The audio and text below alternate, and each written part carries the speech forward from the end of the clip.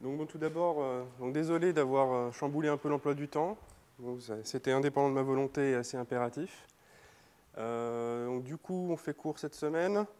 Pas la semaine prochaine, parce que avec un petit sondage, je me suis aperçu que beaucoup de gens ne pouvaient pas la semaine prochaine. Donc le prochain cours dans 2 semaines, et puis encore un la semaine d'après. Donc je rappelle, s'il y a des gens qui n'étaient pas là la semaine dernière, qu'il y a des notes de cours qui ne sont pas tout à fait terminées, qui sont il y a une version préliminaire sur le site du collège, donc, qui contient beaucoup plus que ce que je vais avoir le temps de raconter, donc si vous voulez des compléments.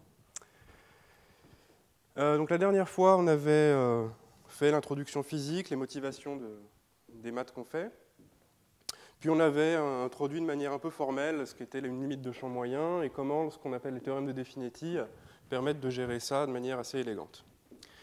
Donc la suite du cours, c'est entrer dans le vif du sujet, donc c'est regarder plus en détail les théorèmes de Definetti et les démontrer et puis expliquer comment on les utilise.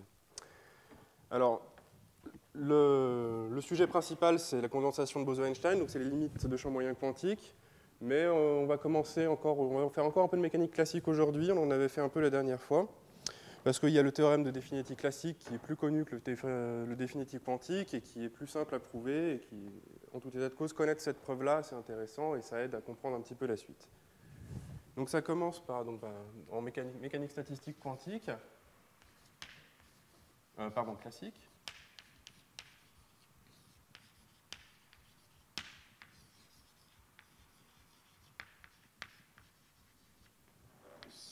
Alors, je rappelle un petit peu le formalisme, de quoi il s'agit. Donc c'est exclusivement à l'équilibre, je ne vais pas parler de problèmes qui dépendent du temps.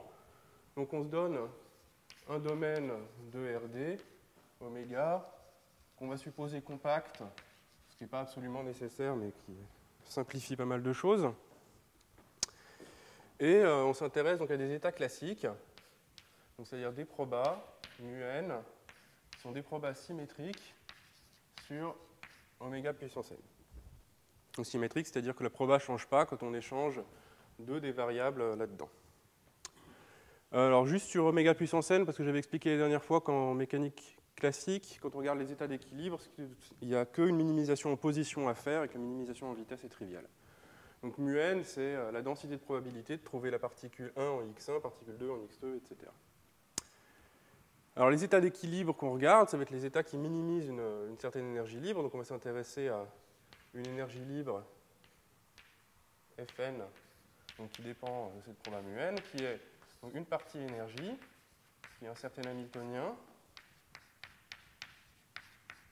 et puis une partie entropie, qu'on peut mettre à 0 si on veut, qui dépend de la température.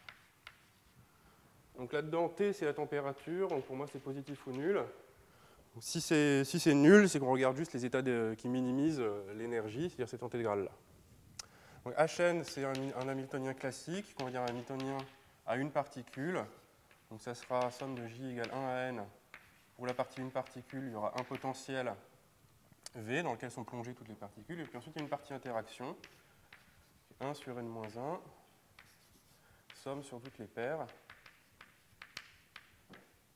de un certain potentiel d'interaction W de la distance entre deux particules. Alors bon, l'hypothèse là-dedans, c'est qu'on a mis un 1 sur n-1 devant cette somme, qui c'est une hypothèse ad hoc, qui mène à un problème simplifié et déjà assez instructif, et puis après on peut discuter suivant les modèles, suivant est-ce que c'est valable ou pas de prendre ça. Dans pas mal de cas c'est justifié, dans d'autres ça l'est pas, mais c'est quand même instructif de regarder ça. Donc on regarde cette énergie-là, on la minimise par rapport au proba, donc on va avoir un minimum de Fn, qui va être Fn droit. Et on se pose la question suivante, on se demande si, quand n est grand, cet objet-là n'est pas donné par une théorie un peu simplifiée. C'est-à-dire on va se poser la question suivante, est-ce que l'énergie par particule a une limite quand n tend vers l'infini? Est-ce que cette limite est donnée par F min field, donc MF pour min field, donc champ moyen, qui est par définition l'infimum d'une fonctionnelle de champ moyen d'une seule proba, donc c'est une proba pour une particule, où f min field, on l'obtient en prenant 1 sur n. On prend la fonctionnelle d'énergie libre à n particules et on la teste sur ρ tenseur n. Bon, on fait le calcul et on voit que ça donne l'intégrale de v des ρ plus la moitié de l'intégrale double wx moins y des ρx des ρy. Voilà, donc est-ce que ça c'est vrai? Alors la réponse c'est oui dans un cadre assez général, donc je ne vais pas faire les détails de la preuve de ça, je vais me concentrer sur l'outil qui permet de le dire, de prouver ça, donc je ne vais pas donner les hypothèses ad hoc sur V et W qu'il faut. Essentiellement, il suffit que V et W soient semi-continus inférieurement. Et donc c'est vrai, et c'est dû, donc les travaux pionniers, c'est Messer et Spohn en 82, je crois. Donc ça, c'était pour les interactions régulières. Puis après, il y a des généralisations à des interactions plus singulières, notamment de type Coulomb. Il y a Kissling en 93, et puis Cagliotti, Lyons, Marturo et Pulverenti.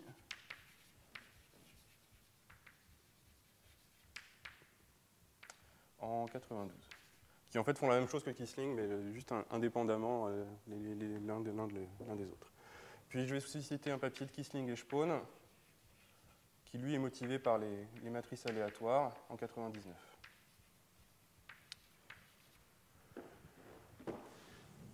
Voilà, donc ce genre de choses est vrai. Et puis ça a des conséquences intéressantes. Donc ça c'est la convergence de l'énergie, on peut se poser la question de la convergence des états, donc c'est-à-dire convergence de la mesure qui minimise tout ça. Et donc il faut le voir au sens des marginales, donc je rappelle ce que c'est que la énième marginale de mu n. C'est vous prenez mu n, oui.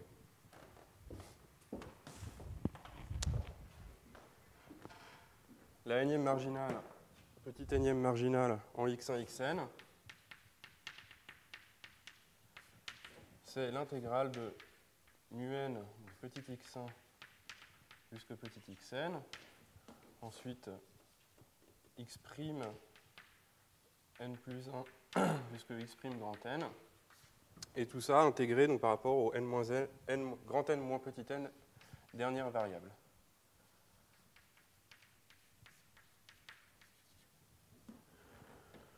Et donc la convergence des états, ce qu'on va obtenir, c'est quelque chose du genre, je vais le mettre en haut, la énième marginale, donc petit n est fixe, grand n tend vers l'infini, va converger au sens des mesures vers un ρ tenseur n, petit n. Et le ρ tenseur petit n, le ρ qui est là, c'est celui qui minimise l'énergie de champ moyen.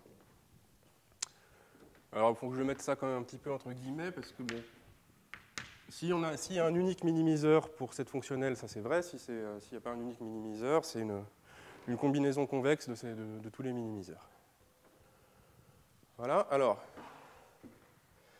il se trouve que pour comprendre pourquoi ce genre de résultat est vrai, essentiellement, il suffit de comprendre à quoi ressemblent les marginales si je prends n grand et petit n fixé. Alors, une bonne manière de voir ça, c'est que pensez déjà à température nulle. Si je regarde juste l'énergie, on avait déjà dit ça la dernière fois,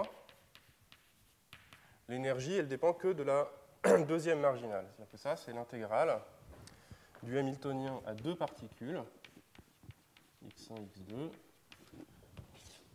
pris dans la deuxième marginale, d mu n2, x1, x2.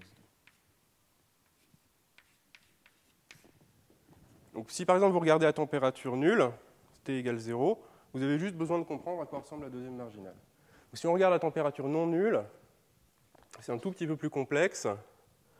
Alors en fait, quand on regarde la température nulle, on voit que non seulement on regarde que la deuxième marginale, mais là on a une fonctionnelle linéaire de la deuxième marginale, ce qui est très agréable. Quand on regarde la température non nulle, ça, c'est bien entendu, c'est pas linéaire et ça pose des petits problèmes, mais c'est pas très très grave parce qu'on peut voir que ça, c'est quasiment linéaire quand n est très grand. C'est un lemme de Robinson et Ruel sur lequel je ne donne pas de détails.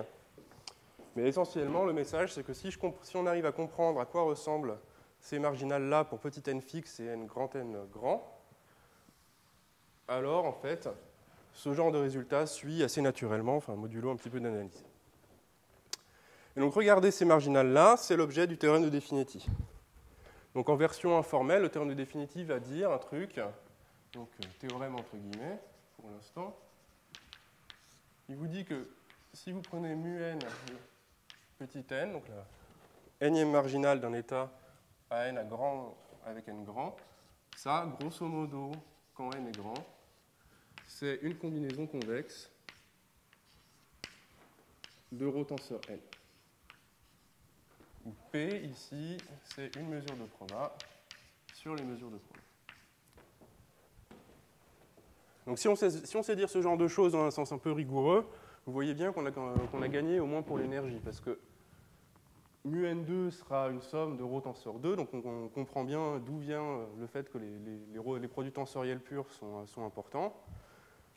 Donc on a une combinaison convexe là on a une fonctionnelle qui est affine, du coup l'infimum est atteint pour un rho tenseur 2.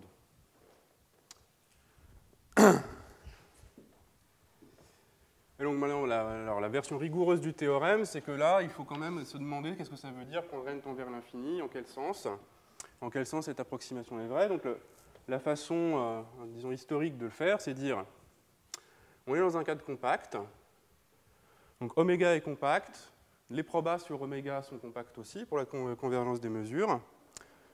Donc, de mu n petit n, je peux extraire modulo sous suite que je ne note pas, je peux dire que ça converge quand n tend vers l'infini vers une mesure de proba symétrique à petit n variable. Alors ça, c'est modulo sous suite et modulo une extraction diagonale, parce qu'il faut s'assurer que c'est la même sous suite pour tout petit n. Mais bon, ça se fait. Et on va savoir d'autres choses, c'est que si je regarde donc cette proba qu'on obtient à la limite, si je regarde la n plus unième et que je prends sa nème marginale, je retombe sur mu n. Bon, et bien ça, se donner cette suite-là, on a maintenant une suite de proba, mu n dans P symétrique oméga n, je ne vais pas le réécrire d'ailleurs, qui satisfait cette relation de consistance. En fait, c'est équivalent, ce n'est pas tout à fait nécessaire de l'écrire comme ça, mais c'est équivalent par le théorème de Kolmogorov à se dire qu'on a une mesure de proba symétrique sur les suites de oméga. Donc ce n là avec une double barre, c'est les antinaturels. Donc ça, c'est l'espace des suites sur oméga, tel que, là, si je prends la nème marginale de cette proba là, je retombe exactement sur le mu n d'avant. Donc ça, c'est une tautologie, c'est juste pour dire que ici, c'est la nème marginale, et ici, là, par définition, c'est cette limite-là. Et ce mu, cette proba sur les suites, là, c'est la notion naturelle d'un état à nombre infini de particules. Donc on se pose la question, on veut prendre la limite n tend vers l'infini, regardons déjà ce qui se passe à n égale l'infini, c'est-à-dire quand j'ai un état sur un nombre infini de particules. Et donc là, on a le théorème, le vrai théorème sans guillemets, qui est donc Definetti classique et souvent plutôt appelé Hewitt-Savage.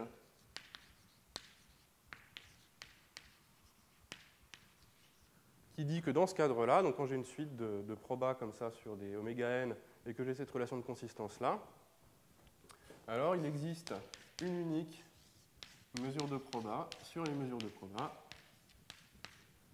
telle que mu n soit l'intégrale dp rho de rho tenseur petit n. Voilà. Donc modulo un passage à la limite, on a ce qu'on voulait. Alors on va faire la preuve, parce que c'est une bonne introduction au théorème de Definetti quantique.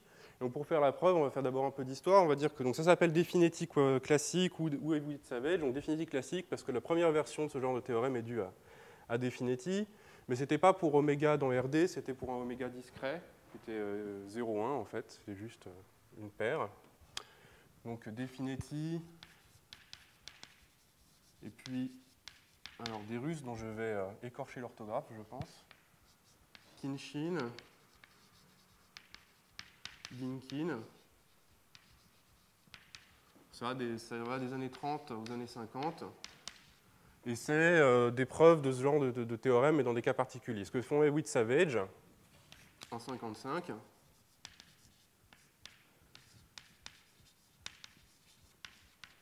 c'est qu'ils font ça dans un cadre complètement général. C'est-à-dire que moi, je l'ai écrit pour un oméga dans RD, mais on peut faire ça pour n'importe quel espace mesurable. Alors, la preuve qu'on va faire, ce n'est pas la preuve de Hewitt-Savage. Donc eux, ils font une preuve géométrique, donc qui est élégante parce qu'elle est géométrique, mais qui n'explique pas très bien ce qui se passe pour la raison que je vais dire maintenant. Donc comment ils procèdent? Ils disent que ces probas sur les suites, là, bon, bah, c'est bien évidemment convexe. Donc pour caractériser un ensemble convexe, vous avez juste besoin de connaître ces points extrémaux. Donc ceux qui disent, c'est que les points extrémaux de cet ensemble,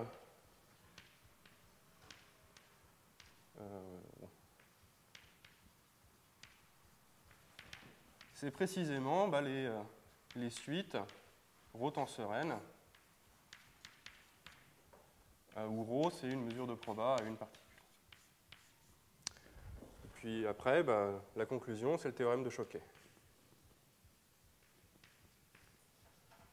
Donc Choquet ou Krein-Milman, je pense que c'est plutôt Choquet, mais bon, il y a des précurseurs, c'est une autre version du théorème de Krein-Milman.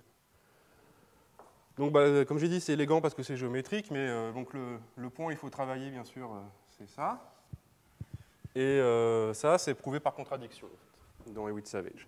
Donc, on ne comprend pas très bien dans Hewitt-Savage exactement d'où ça vient. Donc, la preuve est jolie et elle fait le boulot, mais elle ne vous dit pas vraiment ce qui se passe. Est-ce que j'ai envie de dire autre chose là-dessus? Non, je ne pense pas. Alors, la preuve qu'on va suivre, en fait, c'est une preuve plus probabiliste, enfin, probabilité plutôt élémentaire. Hein. Diaconis-Friedman en 1980. Donc c'est ça qu'on va suivre. Et en fait, c'est une preuve qui a été en partie redécouverte par Lyons en 2007. Donc au cours de son cours ici au Collège de France sur les jeux à champ moyen. Et puis, je vais aussi citer un article de Horay et Michler, où il y a une autre variante de la preuve. Donc ça, c'est en 2013, donc l'an dernier. Et bon, donc ça, c'est un mélange analyse-proba, ça, c'est plus analyse. Ça, c'est un mélange analyse-proba au sens où il y a pas mal d'arguments de transport optimal. Donc ce qu'on va faire comme preuve, nous, c'est qu'on va regarder ces preuves-là. Horay et Michler, c'est un petit peu encore une autre variante de celle-là. Alors, donc la preuve selon Diaconis-Friedman et Lyons, en fait, ça va être un corollaire d'un théorème que je vais écrire maintenant. C'est que là, on est passé à la limite quand n tendait vers l'infini directement. On peut se demander, est-ce qu'il ne serait pas possible de faire un argument d'approximation à grand N fini? Donc on peut se poser la question suivante, qui est une question plus subtile. Donc est-ce qu'il existe, je me donne une proba mu n symétrique. Est-ce qu'il existe une autre proba aussi symétrique, donc mu tilde n, qui s'écrit sous la forme que je veux, donc qui est une intégrale, donc maintenant je mets une mesure qui dépend de n, parce que ça va dépendre de n, ρ tenseur n, donc c'est une mesure qui est de la forme que je veux, une combinaison convexe de produits tensoriels purs, telle que, en un certain sens, si je prends la nème marginale de mu n, est-ce que ça ressemble à la nème marginale de mu tilde n? Donc c'est une version à infini de ce qu'on a dit avant.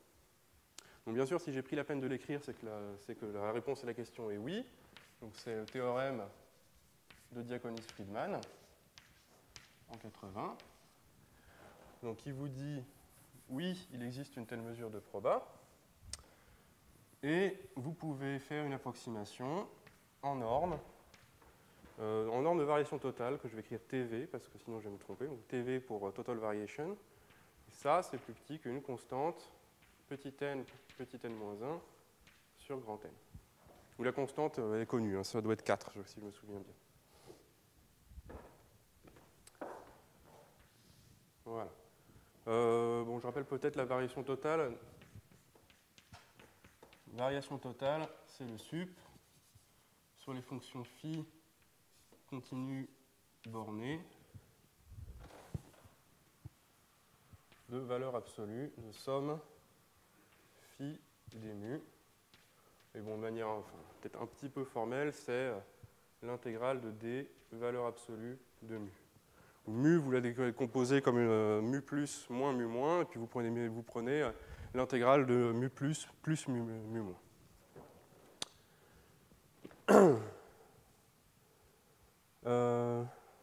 Alors j'avais quelques petites remarques à faire là-dessus, donc laissez-moi regarder mon anti-sèche.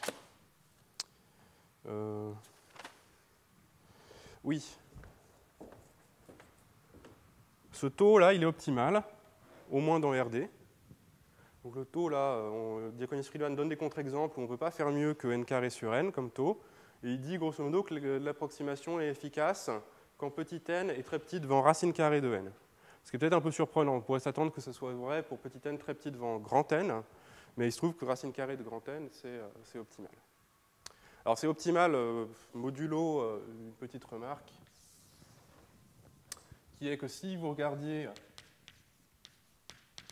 un ensemble discret, donc juste D oméga, c'est un DU-play, alors le taux, vous pouvez prendre comme taux le minimum du taux d'avant, donc n carré sur n, et d petit n sur grand n. Donc je dis ça parce que le d petit n sur grand n, on le retrouvera dans le cas quantique un peu plus tard.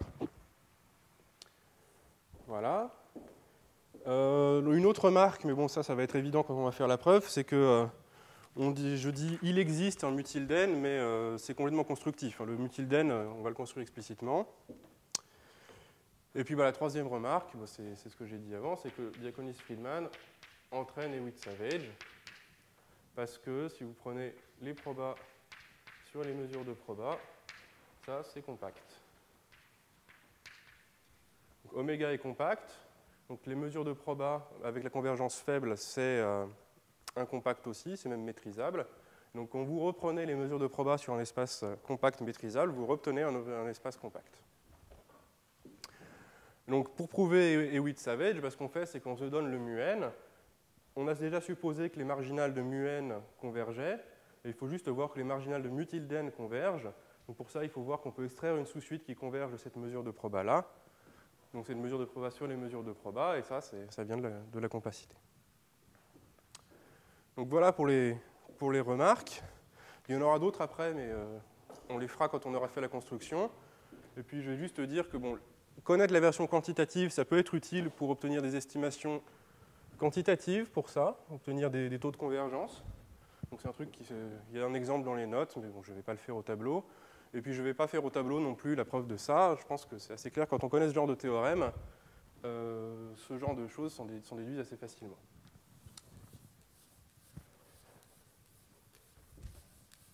Ah oui, j'ai dit que Diaconis-Friedman entraînait Hewitt-Savage. Donc c'est vrai pour la partie existence de Hewitt-Savage, vous avez vu qu'il y a unicité aussi dans Hewitt-Savage. Alors, pour les problèmes de mécanique statistique à l'équilibre, l'unicité ne nous intéresse pas tellement. Mais quand on fait de la dynamique, l'unicité c'est très important. Donc c'est intéressant de savoir pourquoi c'est unique. Donc avant de faire la preuve d'existence suivant Diaconis-Friedman, je vais dire un mot sur l'unicité de cette mesure.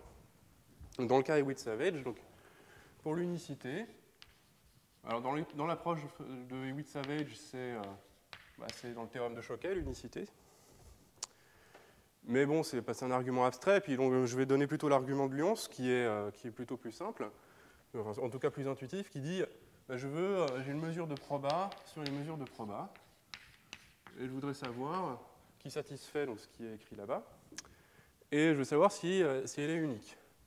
Bah, les mesures de proba, c'est le dual des fonctions continues bornées. Donc pour savoir qu'il y a unicité, il suffit de tester sur assez de fonctions continues bornées sur les mesures de proba. Et alors des fonctions continues bornées sur les mesures de proba, il y en a des très simples, qui sont les monômes, donc, dans le vocabulaire de Lyons. Je prends, donc ρ c'est une mesure de proba, et je prends ce que j'appelle mk phi de la mesure de proba. Phi c'est une fonction continue bornée sur oméga puissance k. Et ça, je vais dire que c'est par définition l'intégrale de phi x1 xk d ρ produit d ρ xi pour i égale 1 à k. On dit que c'est un monôme d'ordre k parce que là, il y a k fois ρ dedans. Donc on teste sur ces trucs-là. Quand vous faites le calcul, je ne vais pas le faire au tableau, vous testez sur ces trucs-là, vous voyez que le grand P pris en cette fonction-là, bah, ça va être exactement l'intégrale de la marginale de mu intégrée contre le phi là. Et donc ça vous dit qu'il y a forcément l'unicité. Et après, pour conclure, bah, ça, tous ces monômes que vous prenez pour tout k et pour tout phi, ça génère une sous-algèbre. C'est pas très difficile à voir, donc c'est dans le cours de Lyons de 2007, et on peut trouver une version écrite dans une revue de Gols de l'année dernière. Donc ces trucs-là génèrent une sous-algèbre dense, il faut utiliser le théorème de Stone-Weierstrass. Et donc si vous savez qu'il y a unicité une fois testé contre toutes ces fonctions, il y a vraiment unicité partout. Donc voilà pour l'unicité. Maintenant l'existence. Donc l'existence, comme conséquence du théorème de Diaconis-Friedman, donc maintenant on prouve ça, on va construire Mutilden. Alors, oui, donc pour l'écrire, je vais faire semblant que tout est continu par rapport à la mesure de Lebesgue, parce que c'est plus agréable, mais bon, c'est vraiment juste une notation. Je vais écrire mu n de x dx au lieu de d mu n x, mais bon, c'est vraiment purement une notation. Et alors bon, comme la plupart des bonnes preuves, une preuve de Diaconis-Friedman, donc comme peut-être pas la plupart, mais comme beaucoup de bonnes preuves, ça commence par écrire une trivialité. On commence par écrire que mu n de x, c'est 1 sur factoriel n, la somme sur toutes les permutations de n variables, de l'intégrale mu n z dz de delta, donc la masse de Dirac, en z sigma égale x. Où je vous rappelle un peu les notations, c'est que z, c'est z1, zn, et z sigma, bah, c'est ce que vous imaginez, c'est z sigma 1, z sigma n. Voilà. Et donc la masse de Dirac en ce point-là. Donc bah, c'est une trivialité parce que c'est la symétrie, ça. C'est exactement dire que mu n de x est symétrique, que vous pouvez permuter les variables de x.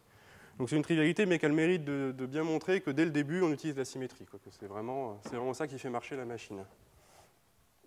Donc une fois qu'on voit ça, bon, l'idée de Diaconis-Friedman, c'est on va prendre Mutilden de x, qui est défini quasiment pareil, sauf que ce sera 1 sur n puissance n, somme sur toutes les applications maintenant gamma, de la même chose.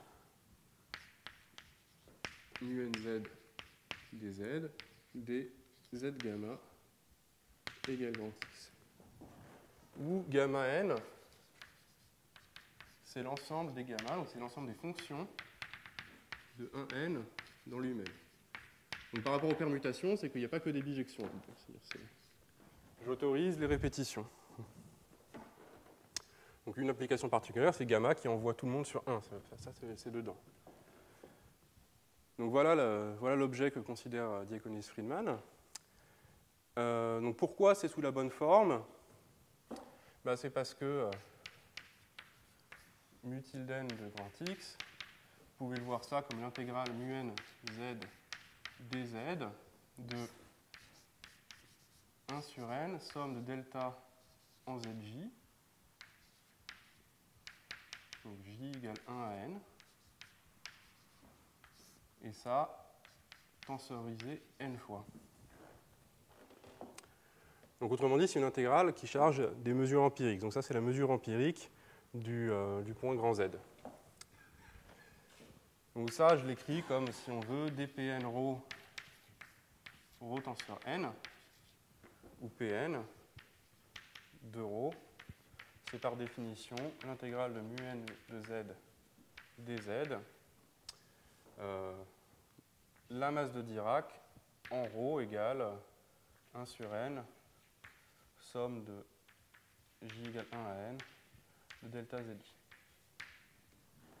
Donc c'est une mesure de proba sur les mesures de proba qui charge exclusivement les mesures empiriques à n particules.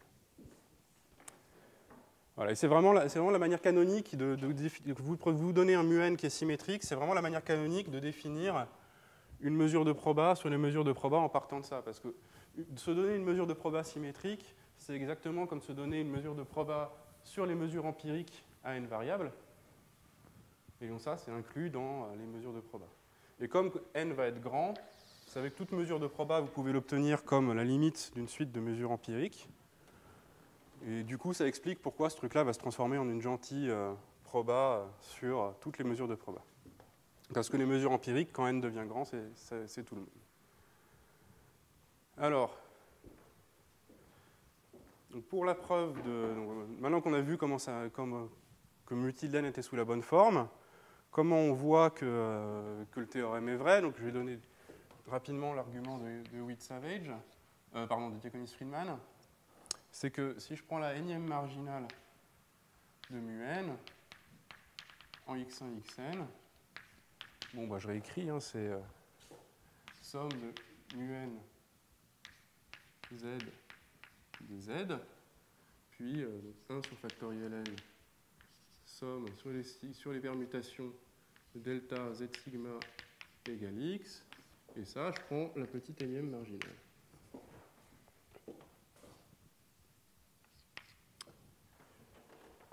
Bon, ben ça, ici, ça c'est la loi, c'est là qu'il y a des probas élémentaires, hein, vraiment élémentaires. C'est la loi pour tirer petit n boule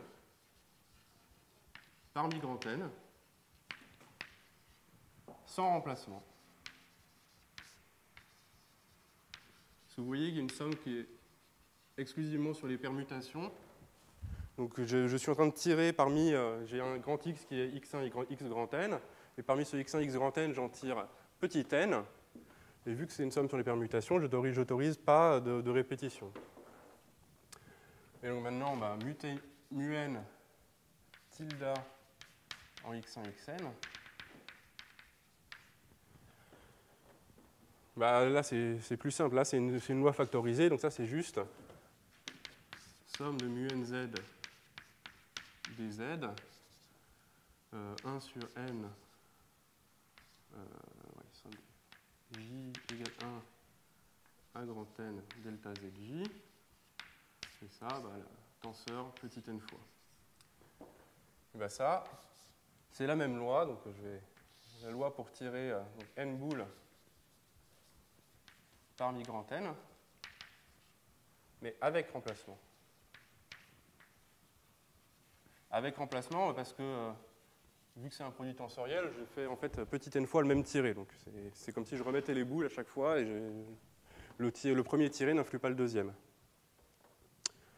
Donc bon, c'est des choses faciles à voir. Et puis après, ben, il ne reste plus, vous voyez, c'est une intégrale de mu n z dz contre deux lois différentes, les deux trucs que je veux comparer. Donc ce qui reste à faire, c'est juste comparer, donc c'est un problème de combinatoire simple, comparer la loi pour tirer petit n boule parmi grand n sans remplacement et avec remplacement. Et donc c'est assez intuitif que si vous avez un grand nombre de boules grand N et que vous en tirez peu, vous tirez peu de petit n, si petit n est petit, que vous remettiez les boules dans l'urne après avoir tiré ou que vous ne les remettiez pas, ça ne change pas grand-chose au résultat final. Et puis bon, on peut faire donc l'estimation de Diaconis-Friedman, c'est un exercice qu'on pourrait donner, je pense, à un bon élève de terminale scientifique, c'est en le prenant un peu par la main, c'est qu'obtenir cette borne-là ou cette borne-là. Donc voilà, donc ça c'est la preuve Diaconis-Friedman. Donc on va aller un tout petit peu plus loin parce qu'il y a un argument qu'on va réutiliser dans le cas quantique. Bon, c'est un argument simple, hein, c'est juste un petit calcul, mais qui est bon de voir. Et puis là, donc, c'est plus vraiment Diaconis-Friedman, là maintenant c'est plutôt Lyons, c'est plutôt la façon dont Lyons regarde ça dans son cours. C'est que qu'est-ce qu'on va dire? Oui, c'est gentil, c'est pas mal d'estimer, mais le mu-tilde est explicite, donc on peut calculer ces marginales. Donc je vais calculer la deuxième, et puis après je vous donnerai le résultat pour les autres. Donc si je veux calculer mu-tilde 2 de x1, x2, c'est l'intégrale, toujours la même chose, de mu n z dz. Donc 1 sur n, j'aurais peut-être dû mettre une notation pour ça, parce que j'en ai marre de l'écrire, mais c'est trop tard. Ça, delta zj égale x1, et puis la même chose en égale x2. D'accord? J'ai juste réécrit. Donc c'est une somme de de delta zj égale x2. Bon, je fais le produit, puis le produit, je le sépare en deux morceaux, parce qu'il y a avoir le bon morceau où, quand on fait le produit, on fait zi contre un zj qui est différent. Donc il y a la somme, donc ça va être 1 sur n carré, somme de 1 plus grand que i différent de j plus petit que n, et somme mu nz dz, delta zi égale x1, delta zj égale x2. Puis bon, il y a quand vous tombez sur les deux mêmes, vous avez la même chose, somme, maintenant c'est 1 i n, mu nz dz, delta zi égale x1, delta zi égale x2. Bon, qu'est-ce qui se passe là? Les deux sont différents, pas de problème. Donc vous fixez zi égale x1 et zj égale x2, et puis par rapport aux n-2 autres variables, vous intégrez. Et puis vous faites une somme sur les paires, mais après c'est mu n est symétrique. Donc ce que vous obtenez, c'est donc le nombre de termes que vous avez, c'est-à-dire nn-1 sur n carré, fois mu n2, donc deuxième marginale, de x1, x2. Et ça, c'est le bon terme, et puis il y a le terme d'erreur, qui est, vous prenez delta zi égale x1, delta zi égale x2, donc déjà, puis vous avez 1 sur n carré ici. Vous avez n termes, donc 1 sur n carré fois n, ça fait 1 sur n.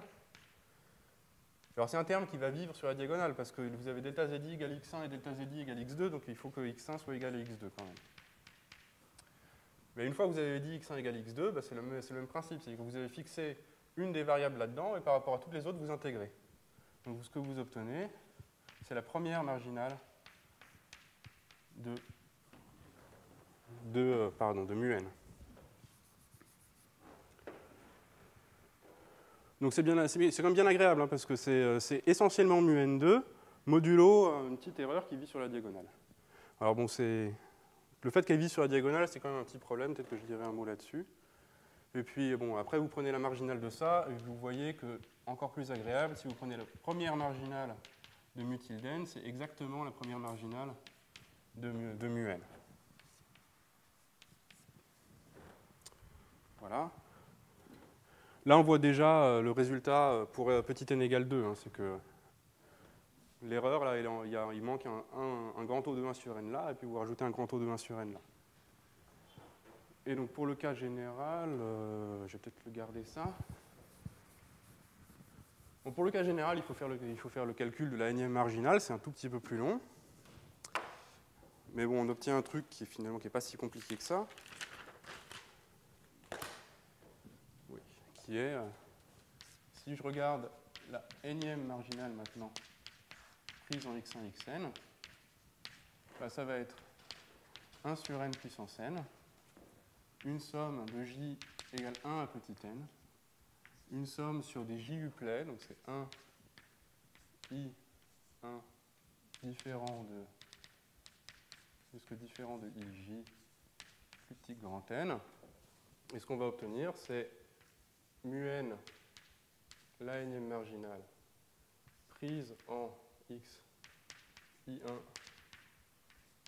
x, dans la jm marginale, x, ij, et puis pour les autres variables, le delta en les suivant. Donc entre le delta en x, ij plus 1, égale, égale x, i, n. Voilà. X, i, non. Non. X, i. Non.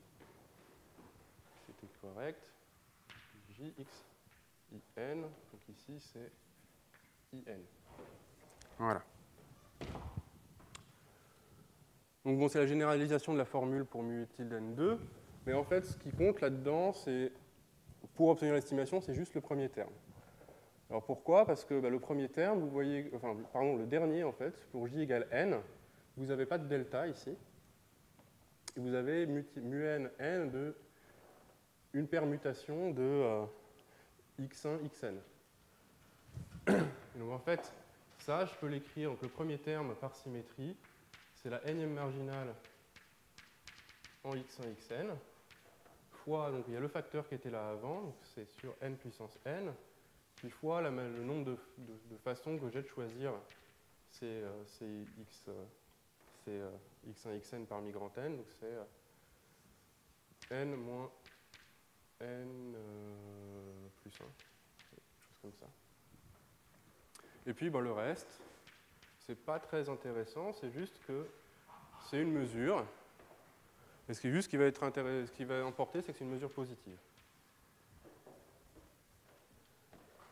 Alors, pourquoi c'est le seul truc qui compte? C'est parce que maintenant, ce qui m'intéresse, c'est la différence entre mu n, n et mu tilde n, n. Bon, cette différence-là, mu n, n moins mu tilde n petit n, c'est égal à 1 moins ce nombre-là, qu'on va appeler C grand N, n. Ça, c'est C grand N petit n, fois mu n, n, plus ce nu là, qui n'est pas très important, juste le seul truc important, c'est qu'il est positif. Alors, je calcule la variation totale, donc je veux la somme de la valeur absolue de cette mesure. Un petit coup d'inégalité triangulaire, cette norme de ce terme-là en variation totale, c'est plus petit que la variation totale de ça, donc ça c'est une mesure positive que vous multipliez par ce truc-là, la valeur absolue de ce truc-là, donc c'est la valeur absolue de 1 moins c n petit n, et cn petit n est plus petit que 1, donc c'est même juste ça, plus cette... il y a un moins là. Il y a un moins ici. Et donc quand je fais l'inégalité triangulaire, ce moins se transforme en plus. Donc plus l'intégrale d nu n n. Alors maintenant, l'intégrale de d nu n n, c'est trivial. C'est que ces deux trucs-là ont la même masse. C'est deux mesures de proba. Donc j'intègre. Le membre de gauche, ça fait 0. Au membre de droite, j'ai 1 moins cnn moins l'intégrale de nu n n. Donc cette intégrale-là, elle vaut aussi 1 moins cnn. Donc ça, c'est 2 fois 1 moins cnn. Puis voilà, et là, calculer une estimation de cnn, c'est vraiment trivial. C'est juste ce nombre explicite, et on calcule, et puis on trouve ça. Voilà, donc, fin de la preuve. Donc c'est vraiment la manière canonique, je pense, de regarder ce genre de choses. L'approche de Hewitt-Savage est élégante, mais je pense que celle-là est quand même plutôt supérieure. Alors il faut quand même on va quand même dire quelques petits mots. C'est que c'est quand même une construction qui est un peu singulière, au sens où, même si je pars d'une mesure de proba mu n qui était très très régulière, le mu tilde n, lui, n'est vraiment pas régulier, parce que le mu tilde n, il charge, il est construit à partir de mesures de proba sur les mesures de proba qui ne chargent que des mesures empiriques, donc que des choses quand même assez singulières, des sommes de Dirac. Donc en particulier, quand on fait de la mécanique statistique, ça pose un petit problème pour l'entropie. C'est-à-dire que si je veux calculer l'entropie de mu tilde n, ça va être infini. Donc il faut faire un peu attention à ça. Puis un autre truc, c'est que, mais bon, ça c'est inhérent au fait d'essayer d'approximer mu_n par une intégrale sur ρ tenseur n, c'est que vous obtenez toujours quelque chose qui est singulier sur la diagonale. Donc ce qu'on voit bien ici, c'est-à-dire que μn2, la deuxième marginale, bah, elle a une partie singulière sur la diagonale, delta x1 égale x2. Et donc c'est un peu gênant aussi en mécanique statistique, parce qu'on pense souvent en mécanique statistique qu'on a des interactions répulsives assez fortes entre les particules. Ça veut dire que le μn2 de x1, x2, il doit être nul, c'est-à-dire qu'il doit avoir une probabilité 0 de trouver deux particules au même endroit. Mais vous construisez un multiln de x1 et de x1, x2 qui, lui, vous êtes sûr d'avoir une certaine probabilité que les particules soient au même endroit à cause de ça. Donc ça pose encore un petit problème quand on applique ça en mécanique statistique, mais bon, c'est pas insurmontable. Et puis de toute façon, c'est complètement inhérent au fait de vouloir écrire multiln sous cette forme. Vous n'aurez jamais un multiln qui s'annule sur les diagonales en l'écrivant sous cette forme-là. Voilà. Donc ça conclut la partie mécanique statistique. Je ne vais pas aller plus loin que ça parce que ce n'est pas l'objet du cours. Et on va passer à la mécanique quantique. Donc j'espère que vous êtes convaincus qu'une fois qu'on sait faire ce genre de choses, le problème que j'avais écrit à gauche du tableau et qui est maintenant effacé se traite assez facilement. Alors, on va passer à la mécanique quantique. Puis pendant que j'efface, je peux quand même mentionner que ça serait assez intéressant si quelqu'un avait une idée pour trouver une construction qui fasse la même chose que Diaconis-Friedman, qui donne cette approximation-là. Mais par exemple, vous partez d'une mesure de proba qui est L1, ou qui est d'entropie finie, c'est-à-dire qui est régulière. Est-ce que vous pouvez faire la même construction, le même genre de construction, avec une mesure de proba sur les mesures de proba qui charge que des trucs réguliers, que des trucs L1? Ça serait intéressant de savoir quelque chose comme ça. Et bon, nous on va passer à la mécanique quantique, et puis on va se demander quel est l'analogue naturel de ce genre de théorème en mécanique quantique. L'analogue naturel, il existe depuis un moment dans la littérature, mais il était passé, je dirais pas inaperçu, mais il n'était pas très bien connu. Et en tout état de cause, il y avait encore du travail dessus. Alors, donc mécanique quantique maintenant, pour des bosons. Donc j'ai expliqué au premier cours que tout ce que je raconte est valide pour des bosons. Donc pour des bosons, ce qu'on cherche, un état sur les bosons. Donc, la notation, ça sera S pour states sur un espace de Hilbert séparable, tensorisé n fois, tensorisé symétriquement n fois. Où H, ça sera quasiment toujours pour moi L2 de RB.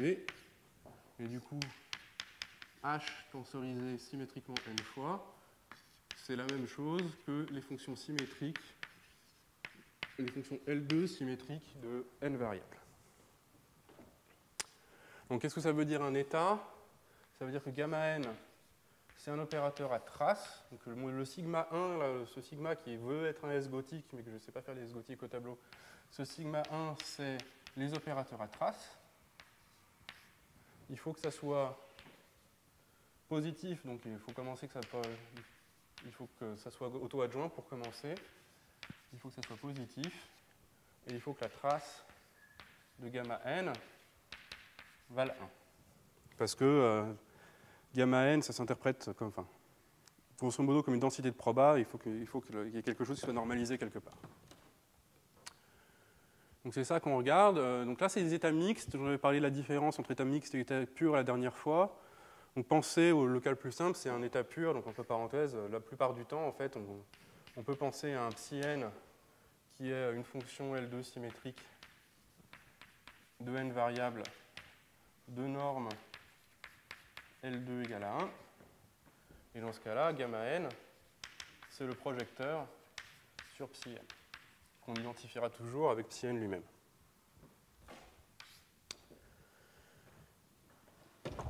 Alors, pour la mécanique quantique, on va parler que à température nulle, parce que c'est beaucoup plus subtil ce qui se passe à température non nulle. Donc, à température nulle, on cherche à minimiser une énergie de gamma n qui est donnée par trace d'un certain Hamiltonien à n particules dans gamma n. Et donc, c'est-à-dire pour un état, en clair, pour un état pur, c'est psi n Hn psi n, produit scalaire dans L2. Voilà, donc on veut minimiser ça. Je vais appeler la valeur minimum, je vais l'appeler grand E de grand N. Alors le Hamiltonien, là on est en mécanique quantique, donc le Hamiltonien il a une dépendance en moment qui est non triviale. Donc c'est un opérateur. Et alors, on peut faire des trucs plus compliqués, hein, mais pour avoir des notations un peu plus simples, ce sera toujours l'énergie cinétique moins delta. Donc j'avais dit la dernière fois que moins delta en mécanique quantique, il faut le voir comme P carré, où P c'est la vitesse. Et on fait l'identification P égale moins I gradient, et donc on obtient ça. Et plus V de xj, donc un potentiel dans lequel vivent toutes les particules, et puis la partie interaction, ça sera la même qu'avant, où je suppose qu'il y a 1 sur n-1 devant. W, xi, moins xj. Voilà, donc encore une fois, l'hypothèse là, c'est celle qui fait rigoler les physiciens. Et ça dépend du modèle, si on est autorisé à faire ça. Et parfois, il faut faire des trucs plus compliqués, mais les trucs plus compliqués pour obtenir les théories de champ moyen, j'y reviendrai si j'ai le temps dans le 4e cours. Pour l'instant, on est dans ce cadre simple. On va essayer de comprendre pourquoi, dans ce cadre-là, on a des résultats du genre, comme avant, l'énergie par particule converge vers une énergie champ moyen qui va s'appeler petit e R3, H pour R3, qui est l'infimum de une fonctionnelle R3 d'un vecteur U qui est un vecteur dans L2. Et ER3 de U, c'est défini comme avant. C'est que vous prenez 1 sur n fois l'énergie à n fort de U tenseur n. Donc de n copies de U, c'est-à-dire que vous mettez toutes les particules dans le même état. Donc c'est au ce sens-là. C'est U tenseur n, Hn, U tenseur n. Et puis on fait le calcul comme avant. Et ça, on obtient que c'est somme de gradient U2 plus VU2 plus la moitié de l'intégrale double qui est une sorte d'interaction, qui est exactement l'interaction champ moyen. Y2